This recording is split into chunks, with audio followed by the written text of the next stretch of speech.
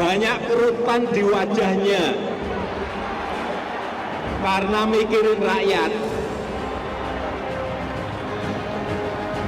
Ada juga yang mikirin rakyat sampai rambutnya putih semua, ada.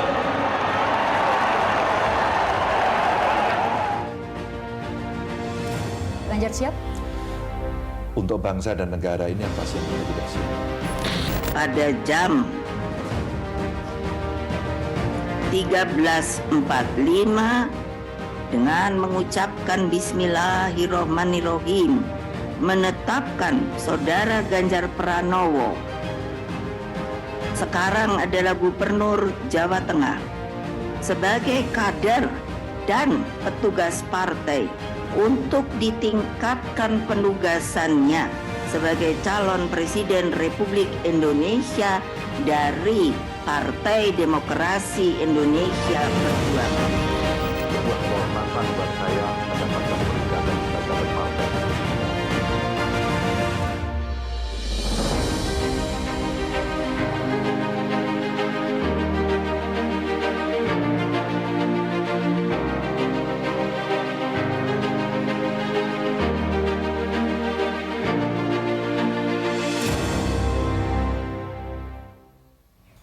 Selamat malam pemirsa, Anda menyaksikan Obrolan Malam, saya Christian Grich. Ganjar Pranowo resmi menjadi calon presiden Partai Demokrasi Indonesia Perjuangan. Deklarasi Ganjar sebagai capres disampaikan oleh Ketua Umum PDIP Megawati Soekarno Putri di Istana Batu Tulis Bogor, Jawa Barat siang tadi.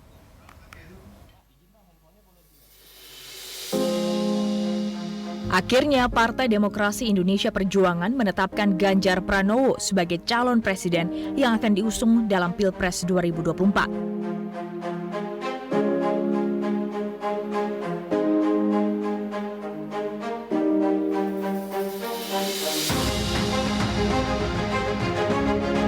Deklarasi yang disampaikan langsung oleh Ketua Umum PDIP Megawati Soekarno Putri menjawab pertanyaan publik yang selama ini menanti siapapun sosok yang bakal diusung oleh Partai Banteng Bermoncong Putih itu pada Pilpres 2024 mendatang.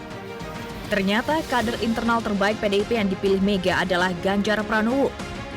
Dengan mengucapkan Bismillahirrohmanirrohim menetapkan Saudara Ganjar Pranowo sekarang adalah Gubernur Jawa Tengah sebagai kader dan petugas partai untuk ditingkatkan penugasannya sebagai calon Presiden Republik Indonesia dari Partai Demokrasi Indonesia Perjuangan. Deklarasi Ganjar sebagai capres PDIP dihadiri juga oleh Presiden Joko Widodo, Puan Maharani, dan jajaran elit PDIP lainnya. Pada momentum tersebut, Jokowi memuji sosok Ganjar. Selama ini elektabilitas Ganjar Pranowo selalu mentereng, namanya selalu berada di posisi teratas dalam sejumlah survei. Padahal ketika itu belum ada partai yang mendeklarasikannya sebagai capres. Kini penantian panjang Ganjar berakhir setelah diumumkan sebagai capres Partai Banteng. Ia menyatakan kesiapannya untuk meneruskan berbagai pencapaian pemerintah Jokowi Ma'ruf yang telah dicapai saat ini. Tentu ini adalah sebuah keputusan yang diambil oleh Ketua Umum yang melalui proses yang sangat panjang. Sebuah kehormatan buat saya mendapatkan penugasan ini sebagai kader partai. Di samping tentu ini tugas yang tidak mudah, tentu terobosan-terobosan yang diberikan oleh Pak Jokowi, fundamen yang sudah dibangun, mesti kita lanjutkan. Hanya kita yang terus berkomitmen untuk melanjutkan itu, di mana beliau mendobrak kemapanan, kenyamanan, sehingga Indonesia bergerak maju untuk itu. Kini sejumlah analis politik memprediksi deklarasi Ganjar Pranowo sebagai capres PDI Perjuangan akan mengocok ulang peta koalisi yang ada saat ini.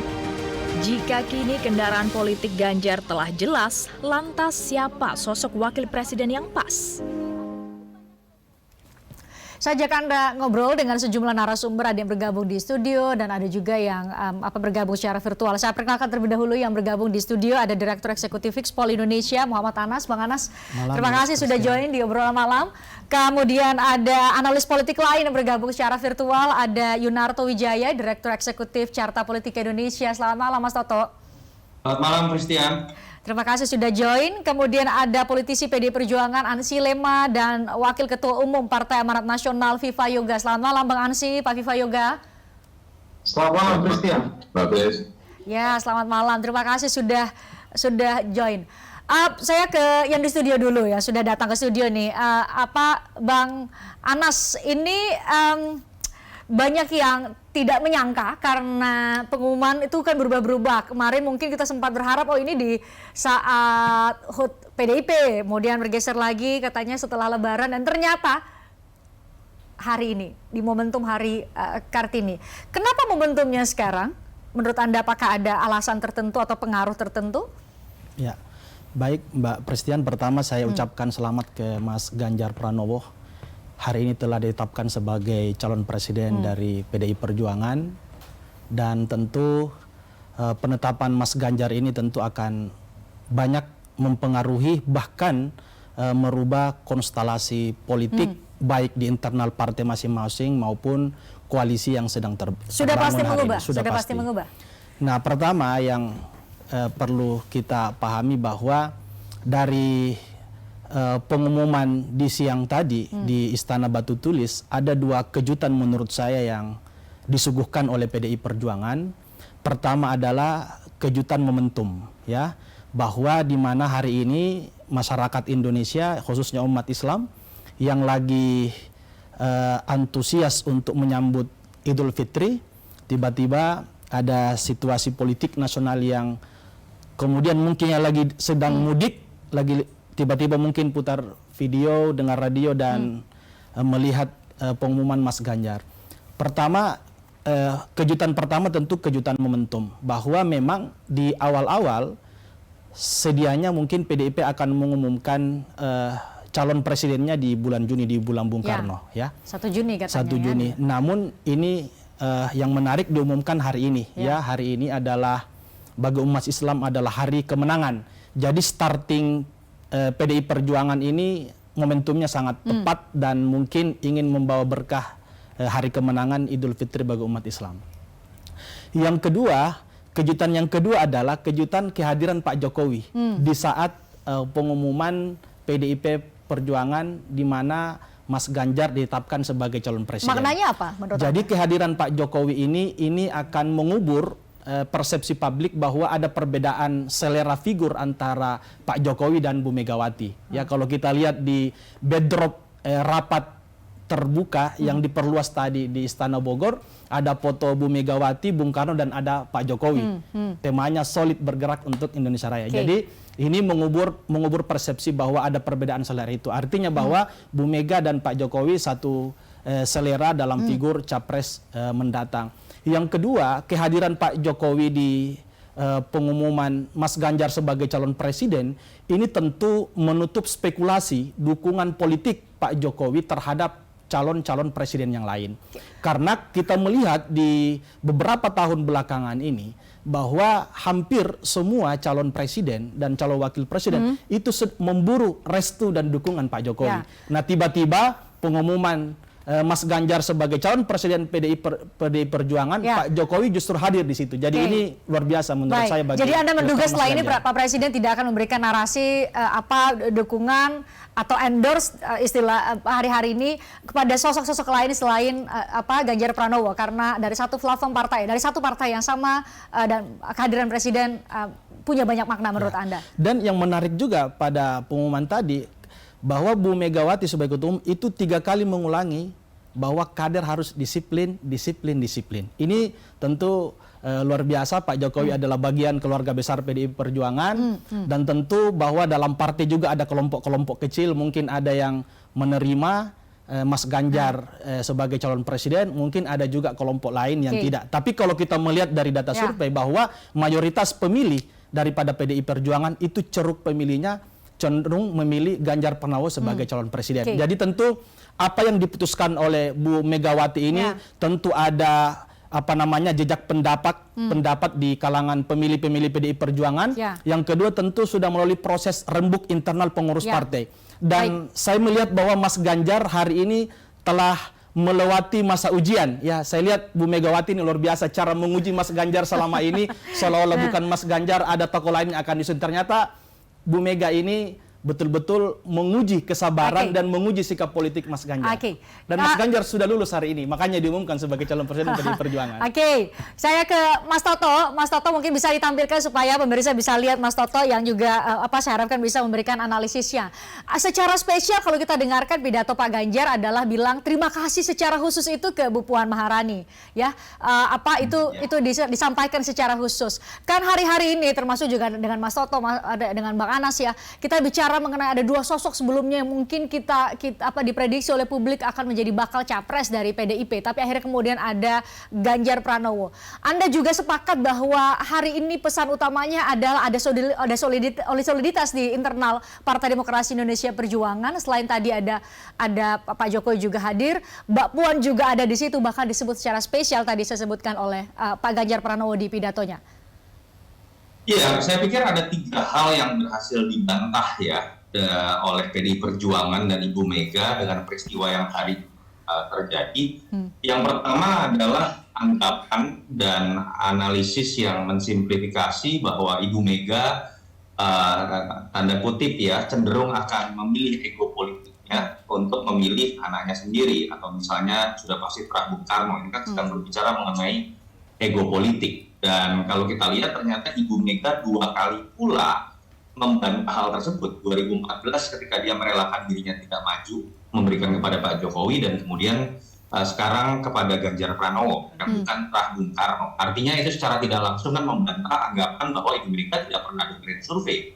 Ibu Mega tidak melihat aspirasi di bawah dan ada dalam ruang tertutup yang hanya berbicara mengenai Bung Karno. Menurut saya apa yang ditunjukkan dalam peristiwa tadi membantah hal tersebut. Ibu Mega sosok yang sangat matang. Selain berbicara mengenai menerjemahkan nilai-nilai Soekarno, tapi beliau juga sangat taktis ketika berbicara memenangkan pertarungan.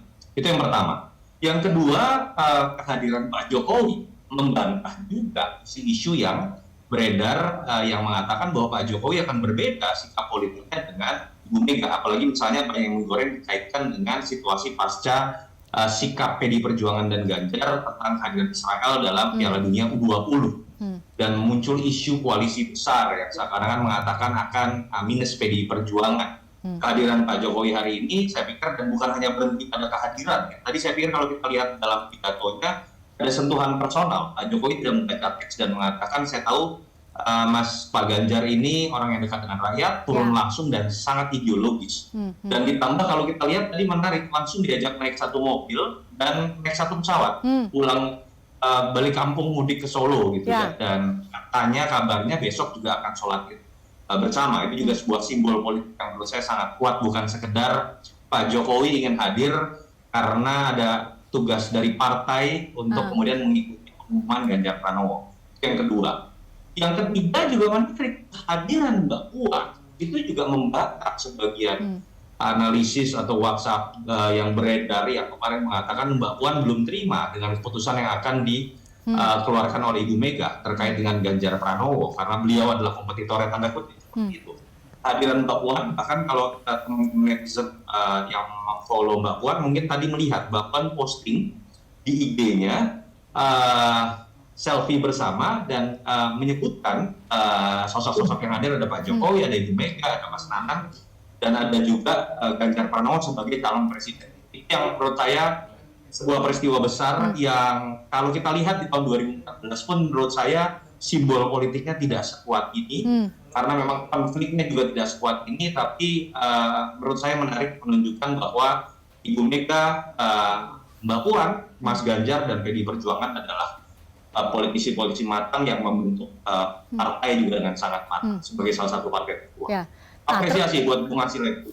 Nah, termasuk juga Bu Mega secara spesifik menyebut bahwa saya mengambil keputusan ini sudah berdiskusi dengan sejumlah tokoh termasuk dengan Bapak Presiden Joko Widodo. Itu disebutkan ya secara jelas di pidatonya. Ini saya ke Bang Ansi. Bang Ansi yang dari tadi mendapat pujian dari dua analis politik mengenai kematangan politik yang ada di PDIP. Ini mungkin kalau di internal sih tahu bagaimana, tapi mungkin bisa cerita kepada kami, ini sebuah kejutan, sebuah momentum yang sudah didesain lama, memang yang dimaksud oleh beberapa beberapa, termasuk Sekjen ya, mengatakan bahwa nanti momentumnya adalah mendekati Lebaran, ketika itu menunggu waktu yang tepat, sehingga waktunya yang tepat itu adalah hari Kartini. Itu mungkin bisa cerita kepada kami, Bang Ansy?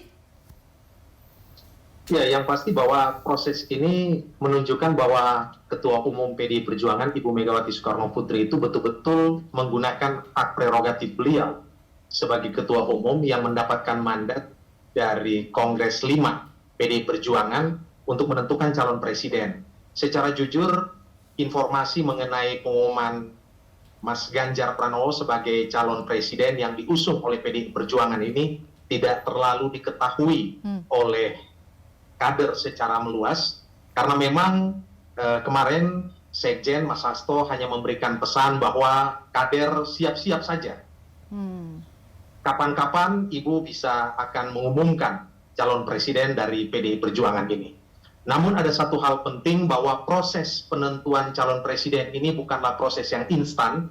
Ibu secara eksplisit mengatakan bahwa proses ini adalah proses yang berlangsung dengan menggunakan akal yang sehat, hati yang bening, berbicara dengan banyak pihak, mempertimbangkan sejumlah faktor, termasuk bicara dengan Presiden Joko Widodo, dan melakukan refleksi dan kontemplasi. Ya. Karena itu kami percaya bahwa apa yang sudah Ibu katakan pada saat hari ulang tahun ke-50 PDI Perjuangan pada bulan Januari lalu itu benar-benar Ibu penuhi. Ibu katakan, jangan khawatir, saya akan memilih calon presiden yang tidak akan mengecewakan kalian, kader-kaderku, dan juga masyarakat Indonesia secara umum. Disertai juga tadi dengan perintah bahwa meminta semua kader di seluruh Indonesia untuk bergerak ya, memenangkan capres yang sudah diumumkan atau dideklarasikan hari ini, yaitu Ganjar Pranowo. Ya, Christian. Ya, Tadi sempat disinggung oleh analis politik kita, menegaskan bahwa 3 kali Ibu Megawati menyebutkan kata disiplin. Memang di PDI Perjuangan, disiplin ini menjadi salah satu hal yang sangat hakiki dan fundamental. Bahkan PDI Perjuangan mengenal 5 disiplin. Pertama, disiplin ideologi, disiplin teori, disiplin pemikiran, disiplin organisasi, disiplin gerakan dan tindakan. Disiplin ini menjadi jati diri kader-kader PDI Perjuangan, karena kita yakin bahwa dengan disiplin kemenangan itu akan bisa tercapai. Dan bentuk-bentuk dari disiplin itu adalah loyal dan tegak lurus kepada ideologi partai dan visi-visi perjuangan partai ini. Mungkin kemarin-kemarin ketika Ibu belum mengumumkan calon presiden, mungkin muncul sejumlah nama, tetapi hari ini begitu Ibu mengumumkan, semua akan loyal, tegak lurus, dan siap turun ke akar rumput untuk kerja demi pemenangan Pilpres 2024 mendatang. Baik, hal lain yang paling juga menyorot perhatian publik adalah apakah memang pasca diumumkan siapa sosok kader terbaik PDIP yang menjadi bakal capres yang bakal diusung di Pilpres 2024 akan mengocok ulang peta-peta koalisi yang ada saat ini. Fafifa Yoga, terakhir Anda menyatakan akan segera melakukan rapat koordinasi dengan anggota Koalisi Indonesia Bersatu yang lain. Ini apakah artinya siap merapat ke PDIP? Atau bagaimana rapat koordinasi, materi yang akan dibahas di rapat koordinasi? Yang pertama, selamat buat Mas Ganjar Pranowo, ditunjuk, diperintah oleh partainya PDI Perjuangan untuk berjuang sebagai calon presiden di dalam pemilu 2024. Hal ini merupakan bagus sekali dalam rangka untuk proses pendidikan politik rakyat dan kuat demokrasi, karena sejak awal ditunjuk calon presiden akan memberikan suasana masyarakat untuk berdiskusi, memverifikasi tentang calon-calon pemimpin bangsa sebelum masuk di bilik tempat pemungutan suara. Partai Amanat Nasional bersama dengan KIB, Golkar, dan P3 pasca Lebaran nanti akan mengadakan silaturahmi Idul Fitri sembari membahas, mematangkan beberapa hal penting terkait follow up tentang koalisi, perencanaan untuk penetapan kebijakan. Jadi ini adalah menjadi bagian penting dari Koalisi Indonesia Bersatu, karena sekarang ini bagi KIB sudah bukan masanya lagi berbicara soal presidensial threshold 20% karena sudah terlampaui. Begitupun juga PDI Perjuangan sendiri pun juga itu secara persyaratan telah memenuhi pasal 222 presidensial threshold 20% kursi DPR RI sesuai dengan Undang-Undang Pemilu Nomor 7 Tahun 2017. Nah, persyaratan sudah terlampaui. Sekarang untuk tahap berikutnya adalah dalam proses perencanaan pemenangan. Karena setiap partai politik itu punya cita-cita untuk menang pemilu legislatif dan presiden 2024. Secara ideologi, KIB dengan PDI Perjuangan itu relatif tidak berbeda jauh ideologinya, yaitu nasionalis dan religius. Dari sisi persahabatan sudah bukan orang lain bagi KIB, PDI Perjuangan, karena juga dalam satu perahu di pemerintahan. Nanti akan kita kabari, kita tentukan beberapa hal penting terkait penentuan pasangan calon di Pilpres 2024, PDIP, KIB, KKIR, dan koalisi yang lain. Wah, nih berarti akan sangat dinantikan apakah koalisi besar yang dimaksud adalah PDIP plus KIB atau PDIP plus KKIR atau PDIP plus KIB plus KKR. Besar sekali itu. Tapi mana yang paling mungkin secara realita politik? Saya akan tanya kepada para analis politik juga yang akan hadir, termasuk apakah PDIP lebih menguntungkan mana? PDIP berkoalisi dengan partai lain, partai lainnya apa, dan terutama siapa bakal sosok calon wakil presiden yang bisa menambah atau memberikan insentif elektoral baik itu kepada PDIP maupun kepada sosok capres yang diusung dalam hal ini adalah Ganjar Pranowo. Usai jeda di obrolan malam. Tertarik dengan diskusi saya dengan para narasumber? Saksikan obrolan malam dengan topik-topik menarik lainnya. Jangan lupa subscribe ya channel YouTube Berita 1. Like, komen, dan share video ini ya. Terima kasih.